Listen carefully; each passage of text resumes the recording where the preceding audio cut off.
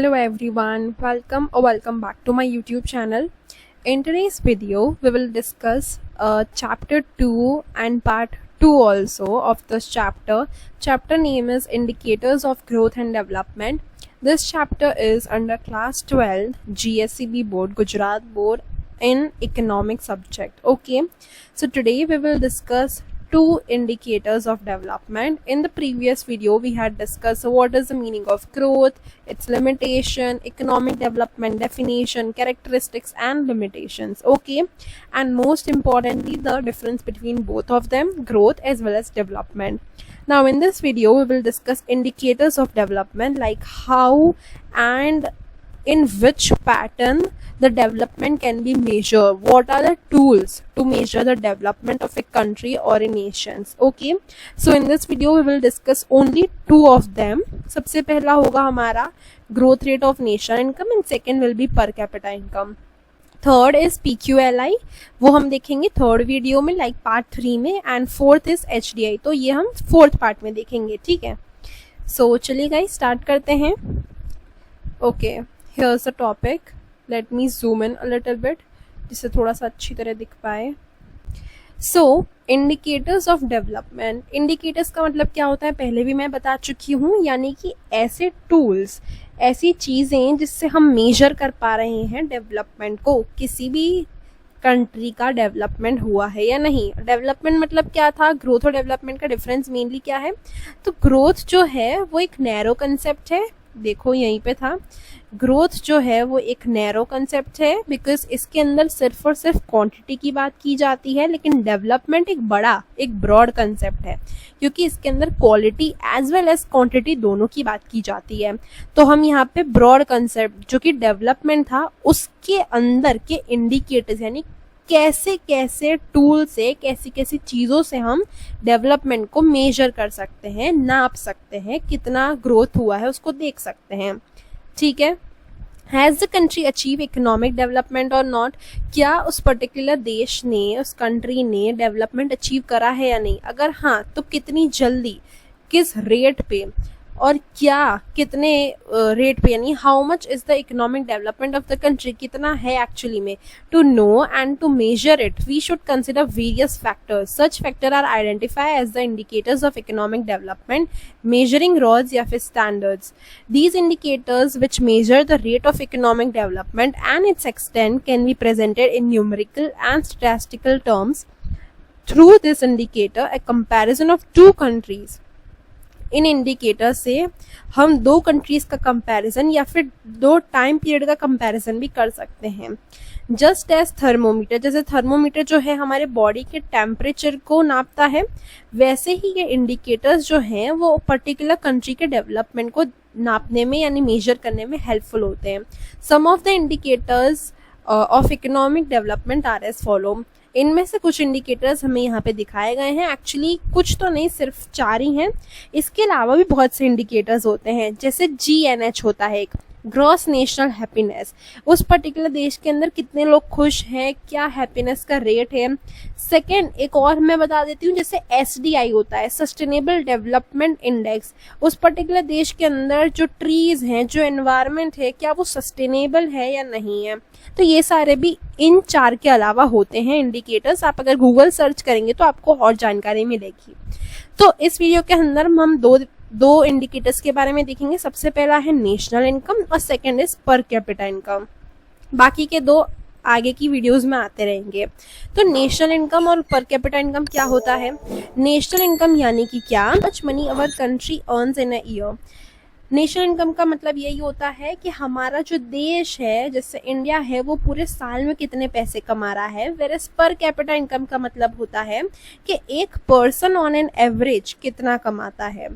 Whereas PQLI का मतलब क्या होता है, जो हमारा थर्ड इंडिकेटर है ऑफ डेवलपमेंट. तो PQLI का मतलब होता है it checks if people live long and happy life, यानी लोगों की लाइफ का क्वालिटी कैसी है, इन्फेंट मोर्टालिटी रेट क्या है. ह्यूमन डेवलपमेंट इंडेक्स क्या देखता है कि एजुकेशन है या नहीं, रिच पीपल कितने हैं, और हेल्थ से रिलेटेड चीज़ें जो हैं वो ह्यूमन डेवलपमेंट इंडेक्स में आ जाती हैं. तो ये दो हम नेक्स्ट वीडियो में देखेंगे.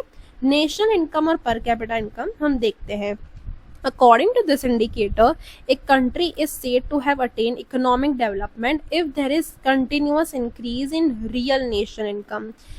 इस इंडिकेटर के हिसाब से एक कंट्री जो है तभी इकोनॉमिक डेवलप कहलाएगा जब उस कंट्री की real national income constantly increase हो रही है, कंटिन्यूसली ग्रो कर रही है over the long period of time. If the rate of rise in national income is high, the development rate is said to be high. अगर उस particular nation की, उस पर्टिकुलर कंट्री की नेशनल इनकम जो है वो बढ़ रही है तो डेवलपमेंट रेट जो है वो हाई गिना जाएगा. अगर नेशनल इनकम इंक्रीज हो रही है लेकिन धीमी गति से, लोअर रेट से, पहले में क्या था हाई रेट से इंक्रीज हो रही है यानी कि जल्दी जल्दी ग्रो कर रही है, इसके अंदर क्या है धीरे धीरे अगर ग्रो कर रही है तो इसको क्या बोला जाएगा, डेवलपमेंट जो है वो लो है. और अगर नेशनल इनकम जो है वो राइज ही नहीं कर रही है, जितनी थी पिछले साल में उतनी ही इस साल भी है, यानी स्टेगनेंट है, सेम है, एज इट इज है, तो क्या बोला जाएगा, तो it depicts a state of stagnancy. And if national income decrease, अगर डिक्रीज हो जाती है नेशनल इनकम, सबसे पहले में था बढ़ रही है, फिर स्लो रेट से बढ़ रही है, उसके बाद स्टेगनेंट हो गई यानी सेम हो गई, जो जितनी पहले थी उतनी अभी है. फोर्थ हमें यहाँ पे बताया है कि अगर डिक्रीज हो जाती है, नीचे गिर जाती है, कम हो जाती है, तो क्या होगा, अंडर डेवलप या फिर नेगेटिव डेवलपमेंट कहलाएगा. According to this indicator, real income and not money income is taken into consideration and hence national income is calculated not at current price but at constant price. ये बात हमें याद रखनी है तो यहाँ से हाईलाइट कर देना, not at current price but at constant price. यानी नेशनल इनकम जो है वो करंट प्राइस पे नहीं कैलकुलेट करी जाती है, वो कांस्टेंट प्राइस पे करी जाती है. अब ये क्या होता है तो हम समझ लेते हैं. तो सबसे पहले तो हमें डिफरेंस मालूम होना चाहिए between national income and between real national income. Difference क्या है दोनों में, साइड में आ जाते हैं. तो देखो, रियल नेशनल इनकम क्या होता है, रियल नेशनल इनकम, उसके यानी नेशनल इनकम क्या आगे अगर रियल लग गया, आर वर्ड जो लग गया, उसका मतलब क्या है, तो this is total income of the country after removing effect of inflation, या फिर जिसको हम महंगाई या प्राइस राइज भी बोलते हैं. अगर हम नेशनल इनकम में से हटा दें इन्फ्लेशन को, महंगाई को अगर हम हटा दें यानी उसको नज़रअंदाज कर दें एक पर्टिकुलर समय के लिए कैलकुलेशन करते समय, तो हम उसको बोलते हैं रियल नेशनल इनकम. यानी कि in India, if India produce 100 chocolates and sold each for ₹10, अगर इंडिया के अंदर जो है हम 100 चॉकलेट बना रहे हैं, 100 चॉकलेट प्रोड्यूस हो रही है और उसको 10 रुपए के भाव में बेच रहे हैं 2023 में. कब, तो 2023 के अंदर, लिख के एक बार कर लेते हैं, 2023 में हम क्या कर रहे हैं, 100 चॉकलेट्स बना रहे हैं, कितने भाव की बेच रहे हैं, ईच फॉर ₹10, तो टोटल अमाउंट कितनी हो जाएगी, 1000 होगी. वेयर एज अब हम 2024 की बात करते हैं. 24 में क्या हुआ, अगेन इंडिया जो है प्रोड्यूस कर रही है 100 चॉकलेट्स, कितनी, 100 चॉकलेट्स, ईच फॉर ₹15, यानी कॉस्ट कितना आया है, 15 रुपए का. इससे पहले कितना कॉस्ट आ रहा था, तो 10 रुपए का आ रहा था, अब आ रहा है 15 रुपए का. तो यहाँ पे कितनी हो जाएगी, हमारा टोटल अमाउंट आएगा 1500. तो अब आप मुझे बताओ कि क्या हमारी नेशनल इनकम ग्रो हुई है इंडिया की, पहले 1000 थी 2023 में, 2024 के अंदर हो गई 1500, तो क्या इंक्रीज हुआ है. अगर आपका आंसर यस है तो आप बिल्कुल गलत हैं. वाई, ये भी हम एक्सप्लेन कर देते हैं अभी. तो देखो, रियल नेशनल इनकम क्या होता है, रियल नेशनल इनकम जो है वो ये बोलता है कि वो इन्फ्लेशन या फिर डेप्रिसिएशन को काउंट नहीं करेगा. अगर हमारी इनकम जो है वो बढ़ जाती है, एक्चुअली इनकम नहीं बढ़ी है, क्या बढ़ी है, कॉस्ट बढ़ी है. तो जैसे जैसे इन्फ्लेशन यानी महंगाई जैसे जैसे बढ़ती है वैसे रॉ मटेरियल की प्राइस, रेंट जो है, जितनी भी चीज़ें कॉस्टिंग के अंदर आती हैं उसकी भी प्राइस बढ़ेगी. तो इनको प्रॉफिट तो उतना ही होगा, प्रॉफिट का यहाँ पे परसेंटेज नहीं बढ़ रहा है, लेकिन इनकी कॉस्ट बढ़ जा रही है। इन्फ्लेशन की वजह से, महंगाई की वजह से इनकी कॉस्टिंग 10 से 15 हो गई। 5 रुपए इनको एक्स्ट्रा देने पड़ रहे हैं उतनी ही चॉकलेट के क्वांटिटी के पीस बनाने के लिए। तो ये क्या है, ये उनके लिए सेम ही है। ऐसा नहीं है कि नेशनल इनकम ग्रो कर गई है, वो सेम ही है, एज इट इज ही है।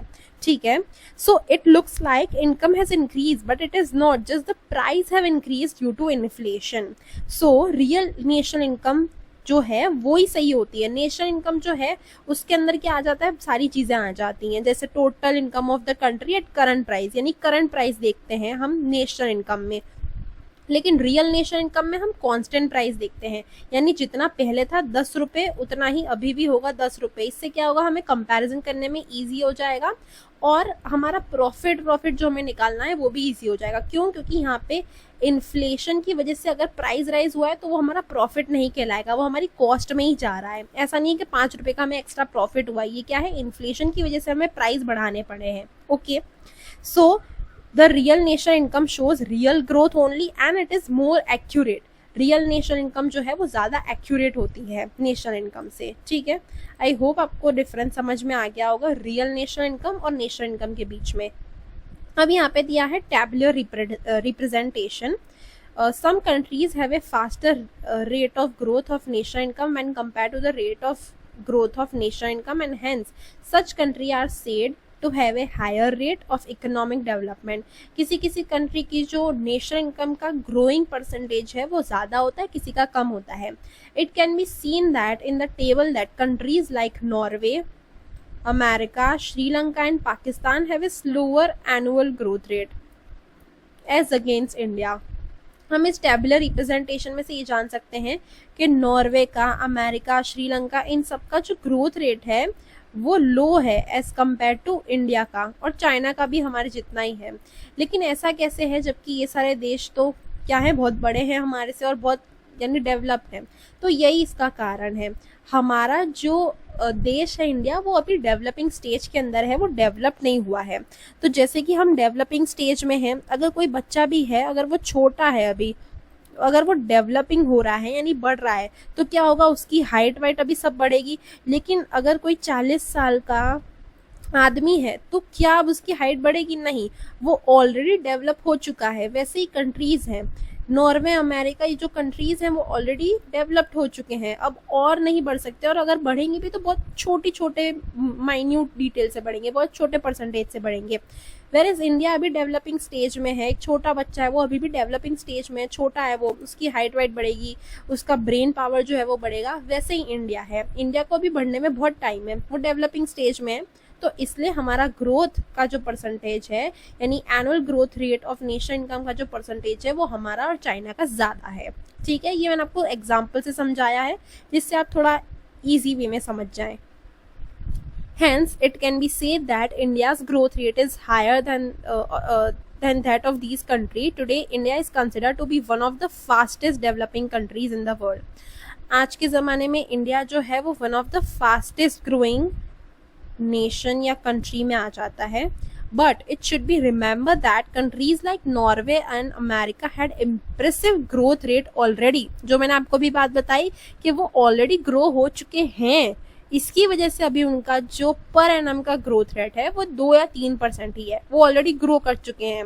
अब उनको सिर्फ स्टेबल रहना है। लेकिन हम इंडिया और पाकिस्तान या फिर चाइना जो है वो अभी भी डेवलपिंग स्टेज पे हैं। लिमिटेशंस, अब इसकी क्या क्या लिमिटेशंस हैं, तो हर चीज़ के फ़ायदे नुकसान होते हैं। तो growth rate of national income हमारी फर्स्ट इंडिकेटर जो है डेवलपमेंट को नापने की, नेशनल इनकम के क्या क्या लिमिटेशंस हैं। There are some limitation in accepting national income as an indicator of economic development. They are as follow. सबसे पहला क्या है, difficulty in calculating true national income. हमें अगर सच्ची नेशनल इनकम जो है वो कैलकुलेट करनी है तो वो थोड़ी डिफिकल्ट है, जैसे कि डबल काउंटिंग की प्रॉब्लम हो जाती है, सेम प्रोडक्ट जो है वो 2 बार काउंट हो जाता है। प्रोडक्ट फॉर सेल्फ कंजम्पशन, अगर कोई ऐसी चीज है जो हम बनाते हैं लेकिन उसको हम खुद भी घर लेके जा रहे हैं तो उसको ट्रैक करने में बहुत डिफिकल्टी आती है। Then we have difficulty in calculating depreciation. Depreciation भी टफ हो जाता है कि how much value machine lose each year, यानी डेप्रिसिएशन का मतलब क्या होता है कि हर साल कोई मशीन की वैल्यू या किसी चीज़ की वैल्यू कितने परसेंटेज या कितनी वैल्यू से डिक्रीज होती जा रही है, तो ये भी मुश्किल हो जाता है। Illegal income tax, tax avoidance and tax evasion. Tax avoidance का मतलब क्या होता है, तो हमने लीगली टैक्स को अवॉइड करा है, और टैक्स इवेजन का मतलब होता है टैक्स की चोरी करना। बार्टर ट्रांजैक्शन, अगर ट्रांजैक्शन जो है बार्टरली हुए हैं यानी कोई मनी इन्वॉल्व नहीं हुआ है, तो इसको भी मेजर करना हार्ड हो जाएगा। वाई? बिकॉज कोई नंबर में है ही नहीं है, ये क्या है, मनी से रिलेटेड है ही नहीं बार्टर, ठीक है, गुड्स के बदले में गुड्स या सर्विस के बदले में सर्विस हो रही है। Illiteracy, employment of person in more than one occupation, अगर लोग जो हैं वो एक से ज़्यादा जॉब कर रहे हैं तो उसको भी ट्रैक करना जो है नेशनल इनकम के तहत वो डिफ़िकल्ट हो जाता है। etc makes it difficult to estimate the true national income of the country, and hence national income cannot be considered as a true measuring rod of the rate of economic development of a country. Second है population. By just knowing the national income of a country, the rate of economic development cannot be understood. सिर्फ और सिर्फ national income हम जान ले, उससे हम ये नहीं कह सकते कि हमने इकोनॉमिक डेवलपमेंट जो है रेट जो है वो फाइंड कर लिया है, वो नहीं हम फाइंड कर सकते। Hence the extent of population should also be known, कितने रेट से, क्या रेट से जो है पॉपुलेशन ग्रो कर रहा है उस पर्टिकुलर कंट्री में, हमें वो भी जानना जरूरी है। जैसे कि if the rate of growth of national income is less, अगर नेशनल इनकम जो है वो कम रेट से ग्रो हो रहा है एज कंपेयर टू पॉपुलेशन, यानी पॉपुलेशन ज्यादा है और नेशनल इनकम कम है, तो क्या होगा, then development is said to be negative. Population बढ़ती जा रही है और कंट्री की जो इनकम है वो कम है, तो ये क्या है, नेगेटिव ग्रोथ हो रही है, बहुत खराब हालत है। If the rate of growth of national income is higher, अब सेकेंड सिचुएशन बताई है, क्या बताया है कि अगर पॉपुलेशन जो है वो कम है वेर एज नेशनल इनकम का जो रेट है, नेशनल इनकम का जो रेट है वो ज़्यादा है, तो ये क्या है, पॉजिटिव है, और ये हमें शो कर रहा है कि इकोनॉमी जो है वो ग्रो कर रही है, वो डेवलप कर रही है। Different methods of calculating national income, अब अलग अलग मेथड्स यूज हो जाती हैं, तो सबके मेथड के अलग अलग फायदे नुकसान होते हैं। कौन कौन सी मेथड है, तो देयर आर मेनली 3 मेथड्स, यहाँ पे नाम दिए गए हैं। सम is production method, one is production method, second is income, and third is expenditure method. There are different methods used to calculate national income across the world. पूरे देश भर में, पूरे वर्ल्ड में जो है अलग अलग मेथड यूज करी जाती हैं नेशनल इनकम को कैलकुलेट करने के लिए। Some of the important method are production, income and expenditure method.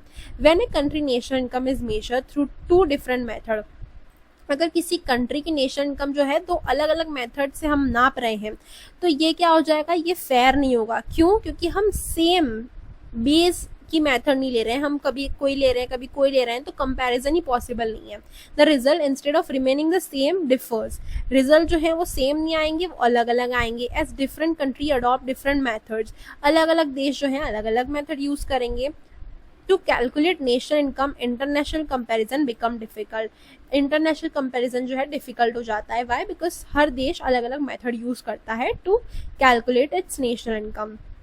Second अब हमारा जो है पॉइंट यानी इंडिकेटर जो सेकेंड है हमारा डेवलपमेंट को नापने के लिए, वो है per capita income. What is पर कैपिटा इनकम? तो पर कैपिटा इनकम मतलब यही होता है कि ऑन एन एवरेज जो है उस कंट्री के अंदर एक इंसान कितना पैसे कमा रहा है। According to this indicator, when the per capita income of a country increase for a long period continuously, अगर किसी देश की पर कैपिटा इनकम जो है वो कंटिन्यूसली इंक्रीज हो रही है, तब हम बोलते हैं इकोनॉमिक डेवलपमेंट जो है वो हुआ है। Per capita income is an average income पर हेड। पर हेड का मतलब क्या होता है? पर person. Per capita income is gross national income of a country divided by the population of that country. अब यहाँ पे हमें इसका फॉर्मूला भी दिया है। क्या है formula? Gross national income divided by population of that country.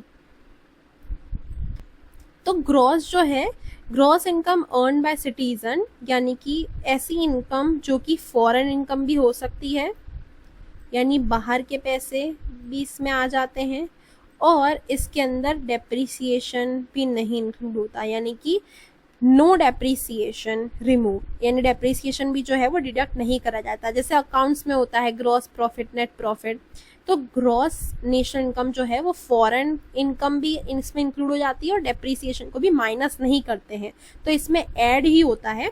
उस टाइप की नेशनल इनकम को हम बोलते हैं ग्रॉस नेशनल इनकम। ये इसका फॉर्मूला था। This indicator takes into account the population of the country too, and hence per capita income is an indicator is superior। ये वाला जो इंडिकेटर है पर कैपिटा इनकम, जो इंडिकेटर है डेवलपमेंट का, वो सुपीरियर है। किससे सुपीरियर है, किससे अच्छा है, तो नेशनल इनकम से।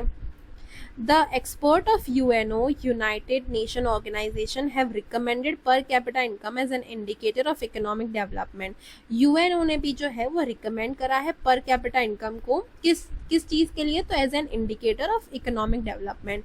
Just as national income, if per capita income is high, जैसे कि हमने ऊपर देखा था, अगर नेशनल इनकम जो है वो बढ़ता है, वो ज़्यादा है, तो ग्रोथ भी क्या कहलाएगी, डेवलपमेंट क्या कहलाएगा, अच्छा कहलाएगा। सेम वे इधर भी होता है। If per capita income rises at a faster rate, development is said to be fast. If per capita income grows at a slower rate, the development is considered as slow. If per capita income is constant, यानी stagnant है, there is stagnation, and if per capita income falls, development is negative। ये same to same अभी हमने यहाँ ऊपर पढ़ा था, कहाँ गया, तो कहाँ चला गया, ओके कहाँ गया, ये रहा, देखो यहाँ से लेके यहाँ तक अभी हमने यही सारी चीज़ें पढ़ी थी। इसमें भी stagnant, negative development, stagnancy, lower rate, high development, ये सारी चीज़ें सेम चीज़ जो है यहाँ पे भी आती है। The ultimate objective of economic development is to improve standard of living of people। Ultimate objective क्या होता है economic development का, तो quality में भी change लाना, जैसे कि standard of living of people, raise in the human development, for which the best indicator is per capita income। इसलिए इसको best indicator भी कहा जाता है। If development does not improve the standard of living of people in real sense, it cannot be called as development। अगर किसी country की standard of living of life, यानी लोगों की स्टैंडर्ड ऑफ लिविंग नहीं बढ़ रही है, तो वो रियल सेंस में डेवलपमेंट नहीं कहा जाएगा। Hence, per capita income increase leading to physical betterment of people is considered to be good indicator। Rise in per capita income improves physical welfare of an individual, and hence it is real indicator of economic development। यहाँ पे अब हमें tabular representation दिया है। क्या इसमें बताया है, तो कंट्री के नेम है, पर कैपिटा नेशनल इनकम दिखाई है, परचेजिंग पावर पैरिटी, पी के बारे में भी बात करा गया है। यहाँ पे इसका शॉर्ट फॉर्म क्या है, P and P, purchasing power parity, और ग्रोथ रेट यहाँ पे दिखाया है। तो इसको भी हम एक बारी के लिए डिस्कस कर लेते हैं कि ये है क्या और ट्रिपल पी का मतलब क्या होता है, and all this things. Comparing countries by what people can actually buy with their money, या फिर how much can a person buy in this country with their income.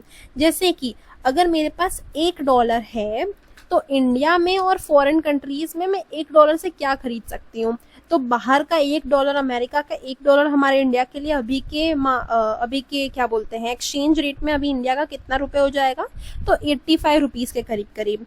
तो 85 रुपीज़ में मैं यहाँ पे अगर कन्वर्ट करा लूँ $1 को, तो मैं पूरे समोसा की प्लेट या फिर सैंडविच सारी चीज़ें खा सकती हूँ।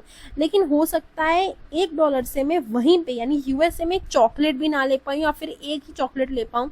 तो ये क्या है, यही परचेजिंग पावर पैरिटी का कंसेप्ट होता है, यानी वहाँ की करेंसी किसी और देश की करेंसी, या फिर किसी देश की करेंसी उस पर्टिकुलर देश में क्या क्या चीज़ हम उससे खरीद सकते हैं, और उसी करेंसी को अगर हम दूसरी जगह ले जाएं तो हम कितना खरीद सकते हैं। जैसे कि सैलरी में भी होता है, अगर किसी की जॉब इंडिया में लगी, उसका पैकेज 10 लाख है, और यही जॉब उसकी बाहर के देश में लगी, USA में लगी लेट्स सपोज, और उसका पैकेज जो है वो 25 लाख का था, तो महंगाई भी वहाँ पे ज़्यादा है, तो पैसा भी ज़्यादा है। तो ये क्या है, कंपैरिजन करने में भी जो है वो यूजफुल होता है ये कंसेप्ट। कौन सा कंसेप्ट, तो परचेजिंग पावर पैरिटी का। आई होप आपको समझ में आ गया होगा, इतनी ज़रूरत नहीं है समझने की, लेकिन सिर्फ मैंने आपको आइडिया दे दिया है। अब यहाँ पे दिखाया है Norway, America, Sri Lanka, China, India, Pakistan, ये सारे क्या दिखाए, पर कैपिटा नेशनल इनकम का US डॉलर में वो दिखाया है rate.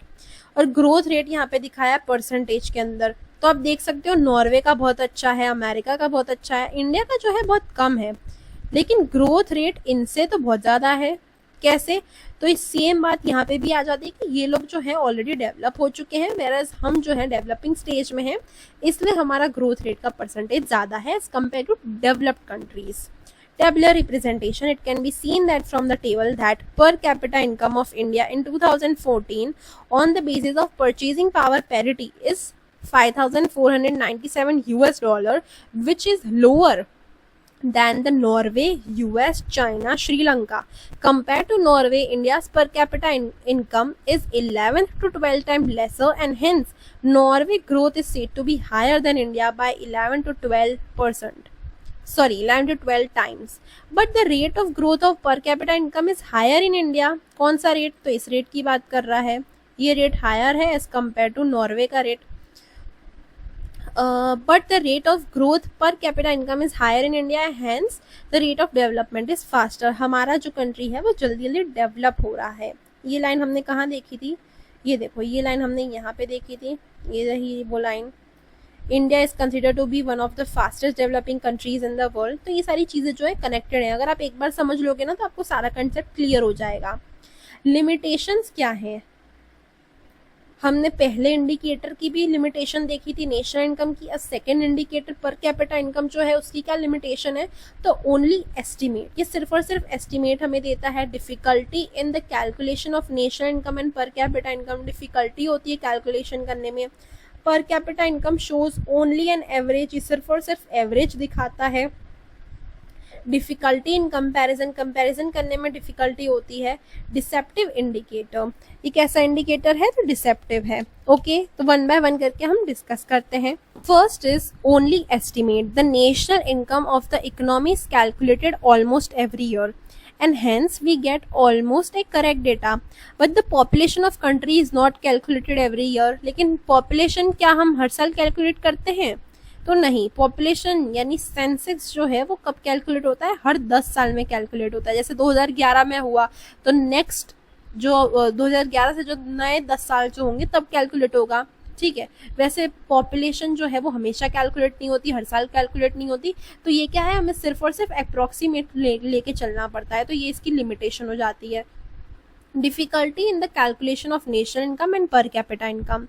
Already we have seen the difficulty in calculating national income. कौन कौन सी डिफिकल्टी हमने देखी थी? तो ये रही सारी डिफिकल्टीज। जैसे डबलिंग काउंटिंग हो जाती है, टैक्स इवेजन, टैक्स की चोरी करना, एक पर्सन जो है वो एक से ज़्यादा जॉब करता है, डेप्रीसिएशन का कैलकुलेशन, फिर बहुत सारी चीज़ हमने देखी थी। तो यही सेम चीज़ यहाँ पे भी आ जाती है। क्या बोल रहा है? In the same way whether per capita income should be at current price और कांस्टेंट प्राइस, यानी करंट ईयर का प्राइस या फिर कांस्टेंट यानी बेस ईयर का price. And the related difficulty makes it difficult to know the real situation. बहुत सारे factors जो हैं वो इसके अंदर काउंट होते हैं, बहुत सारी चीज़ें हमें देखनी पड़ती है, इसकी वजह से डिफिकल्ट हो जाता है कैलकुलेशन करना। यही यानी कि हम नेशनल इनकम की बात करें या फिर पर कैपिटा इनकम की बात करें, दोनों ही कैलकुलेट करने में डिफिकल्ट हो जाते हैं। एक तो पॉपुलेशन की वजह से कि पॉपुलेशन जो है हम हर 10 साल में कैलकुलेट करते हैं, लेकिन इनकम तो हम हर साल कमाते हैं, तो ये कैलकुलेशन करना डिफिकल्ट हो जाता है। Per capita income shows only an average. पर कैपिटा इनकम जो है वो सिर्फ और सिर्फ एवरेज दर्शाती है। Per capita income show only an average income. On the basis of this no decision can be taken and the stage of development of countries can not be decided. और इसी की वजह से कोई भी देश कितना डेवलप है कितना नहीं है हम ये डिसाइड नहीं कर सकते हैं। With increase in per capita income if equitable income distribution takes place, economic development is said to be have taken. If income is inequitable, यानी इनकम डिस्ट्रीब्यूशन जो है इनइक्विटेबल है, अमीर जो है वो और अमीर हो रहा है, गरीब हो रहा है, तो ये क्या शो करता है? इनइक्विटेबल, इनकम का डिस्ट्रीब्यूशन जो है वो इक्वल नहीं है, इनइक्वल है। It can be said that economic development has not taken place, यानी अगर इकोनॉमी डेवलप जो हो गई है, अगर कोई ऐसा देश है जो इकोनॉमी डेवलप्ड है, तो ये क्या शो करता है? लिविंग स्टैंडर्ड अच्छा है, जो इनकम डिस्ट्रीब्यूशन है वो भी अच्छा है। ऐसा नहीं है कि अमीर बहुत अमीर है, गरीब बहुत गरीब है, तो ये सारी चीज़ें इसके अंदर आ जाती हैं। एक बार और पढ़ लेते हैं। अगर इनकम डिस्ट्रीब्यूशन इनइक्वल है तो क्या शो करता है? इकोनॉमिक डेवलपमेंट जो है वो टेक प्लेस नहीं करा है, यानी उस कंट्री में इकोनॉमिक डेवलपमेंट नहीं है। Due to this to per capita income as an indicator is considered deficient, और इसी की वजह से पर कैपिटा इनकम को एज एन इंडिकेटर डेफिशिएंट भी बोला जाता है, यानी अच्छा नहीं है एक तरीके से, यानी कुछ चीजें इसमें लैक करती हैं। Difficulty in comparison. The per capita incomes of different country are expressed in their respective currency. हर एक देश की अपनी अपनी करेंसी होती है और उसी में वो अपनी पर कैपिटा इनकम दर्शाते हैं, और इस करेंसी को, यानी अगर भारत जो है अगर उसकी नेशनल इनकम हमें अगर कंपेयर करनी है तो हमें यूएस डॉलर में कंपैरिजन करना पड़ेगा। हम यूएस डॉलर में क्यों कंपैरिजन करते हैं? तो स्ट्रॉन्ग और स्टेबल करेंसी है सबसे पहले, ग्लोबली रिकॉग्नाइज है और ग्लोबली ट्रेड के लिए भी यही यूज होती है, फिर एक्सेप्टेड वर्ल्ड वाइड और लार्जेस्ट इकोनॉमी है यूएस की। तो ये सारे रीजन है कि हम क्यों सिर्फ डॉलर में ही कंपैरिजन करते हैं। अगर आपके दिमाग में एक क्वेश्चन आया तो ये सारे इसके रीजन थे। And then comparison can be done to find out whether economic development of a country is relatively high और लो। कंपैरिजन करने के लिए हमें कन्वर्ट करना पड़ता है रुपीज को डॉलर में, जिससे हम इजीली कंपेयर कर पाएं। Different countries of world impose different controls on exchange rate, and real exchange rate cannot be known, and consecutively the real comparison is not possible among countries. अलग अलग country जो है अलग अलग इम्पोज करते हैं, कंट्रोल डालते हैं एक्सचेंज रेट पे कि ये होना चाहिए, ये नहीं होना चाहिए, तो रियल कंपैरिजन जो है वो नहीं मिल पाता है हमें। डिसेप्टिव इंडिकेटर, यानी कि हमें लगता है कि सही चीज दिखा रहा है, this thing may look true but it is not, सही चीज नहीं दिखाता, डिसेप्टिव है। Per capita income of the country is not actual income that a citizen get. पर कैपिटा इनकम का मतलब ये नहीं होता है कि सिटीजन जो है वो एक्चुअली में कितना कमा रहा है, क्योंकि वो तो हम पता कर ही नहीं सकते हैं। हो सकता है मैं पार्ट टाइम कुछ करती हूँ लेकिन वो मैं दिखाती नहीं हूँ, या फिर उसका जो बैलेंस है वो मैं कैश में लेती हूँ, तो कैसे गवर्नमेंट को जो मालूम चलेगा। तो ये सारी चीजें जो है वो एक्चुअली में ट्रू फैक्ट के जो नंबर्स होते हैं वो नहीं यहाँ पे दिखा सकते, और वो मेजरेबल भी नहीं है। लोग पता नहीं कौन कौन सी चीजें करते होंगे लेकिन उसका पेमेंट या फिर चीजें जो है कैश में नहीं करते होंगे, बिल नहीं होता होगा, तो गवर्नमेंट नापेगी कैसे इन सारी चीजों को। तो रियल एक्चुअल इनकम जो है सिटीजन की हम बिल्कुल भी नाप नहीं सकते हैं, इसी की वजह से इसको डिसेप्टिव इंडिकेटर कहा गया है। Per capita income as an indicator hides more than it reveal, यानी पर capita income as an indicator of development छुपाती ज्यादा चीजों के है और दिखाती कम चीजों को है, and hence it is not A correct indicator, और इसीलिए इसको करेक्ट इंडिकेटर भी नहीं कह सकते हम, क्योंकि ये छुपाती ज्यादा चीजों को है। जैसे कि यहाँ पे हमने देखा था क्या क्या चीजें हम नहीं डिफिकल्ट हो जाता है काउंट करने में। तो टैक्स अगर किसी ने चोरी कर दी हम कैसे काउंट करेंगे। फिर बार्टर ट्रांजैक्शन हुआ, यानी मनी के अलावा किसी ने कुछ ट्रांजैक्शन करा है। इलिटरेसी, एम्प्लॉयमेंट ऑफ पर्सन, एक से ज्यादा जॉब कर रहा है। डेप्रिसिएशन की method, product for self consumption, यानी खुद ही की फैक्ट्री, उसी में से कुछ प्रोडक्ट हम ले जा रहे हैं खुद के यूज के लिए, तो हम इसको कैसे नापेंगे।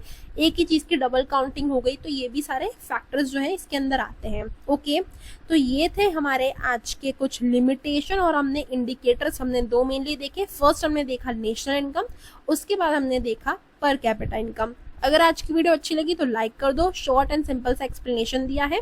बाकी के दो जो नेक्स्ट टॉपिक रह गए हैं PQLI एंड HDI, वो हम नेक्स्ट वीडियो में देखेंगे। सो अगर वीडियो अच्छी लगी like this video, subscribe to my channel given below.